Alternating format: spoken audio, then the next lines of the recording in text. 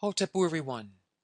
Today I wish to give you the forecast of Kemetic Astrology's preview for the month of October 2017, the monthly forecast. I will be using a technique called the Ra Sumaba Kemetic Astrology technique of prediction. And in this technique, it's based upon the teachings of ancient Kemet, the blacks of the Nile Valley of ancient Egypt. And there they worked much more with fixed stars. Other sites work more with planets, but we work with both, preeminently fixed stars. So I'm going to walk you through the major theme for the month. This video is only about the basic theme of the month of October 2017. And in future videos, we'll go into details throughout the weeks of October. So we'll look first at two main things in this technique. First, the sun. The sun is going to be in the sign of Virgo, the wheat, and it will be conjunct the star called Diadem. Okay? It won't be actually conjunct, it'll be aligned with the star Diadem, I should say. And the star Diadem deals with making a sacrifice.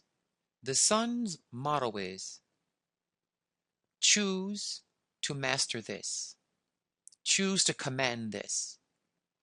So the month of September is asking all humans to choose to take on the challenge of the lessons of sacrificing. Understanding that whatever we need in life demands sacrifice. And the best things of life come from when we give of ourselves to help others, to truly be of help and of service to others. So Ra, the sun, is saying, are you able to choose to take on this challenge this month? Are you willing to find within yourself the part of you that undertakes a course of action that benefits others more than yourself? So this makes a lot of sense, particularly this month, in light of the immense amounts of atmospheric tragedies that have happened in the last few weeks, Irma and earthquakes and hurricanes all over, flooding. It's been an intense month, and people need each other. And so this sun sign is calling us to this, and the sun will be in an area of the sky that is known in the Dravidian system of India called Hasta, in the nakshatra called Hasta. And this star is a very powerful star. It's called the Hand, and we call it Dwamutve. Dwamutve. He who Dwamutve, he who worships his mother. And this star deals a lot with honoring the maternal instinct, the capacity to handle the needs of other people with compassion. You see, this star talks about within you is a light. In fact, the best way to connect with this star is to sit in your house one evening where it's pitch black, totally dark. There's no light. Unless there's a light within you.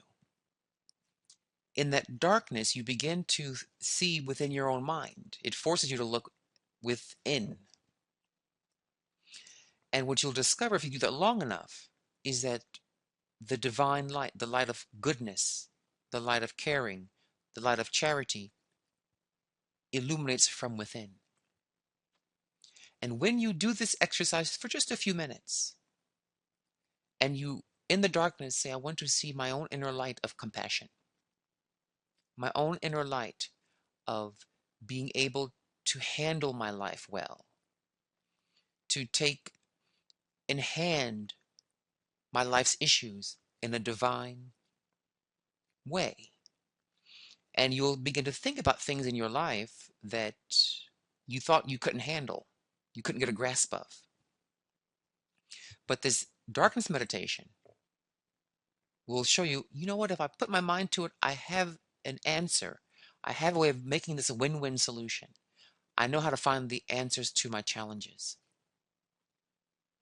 And once you do this, then you turn the light on and you can see the room, the chairs, the tables. You have an outer light. So this star, Dwamutfe, or called Hasta, deals with the fact that you have two lights. An inner light that shines no matter what happens externally, and then the outer light to guide you in external life. So when you're in that darkness, think of, how can I be of service this month? How can I be of help? I'm going through things, you say to yourself. I'm having issues. I have my life's things to manage. But what if I just thought about, what do others need right now? And how can I be of service to them in a quiet way, in a humble way? See that inner insight, that inner light, and then turn the lights on, and you'll find a way to get out into the world and make it happen. Also, the full moon will be in the sign of Pisces this month, in a star we call Ooh.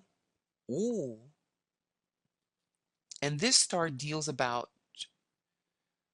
with being a compassionate, loving guide to those who are lost.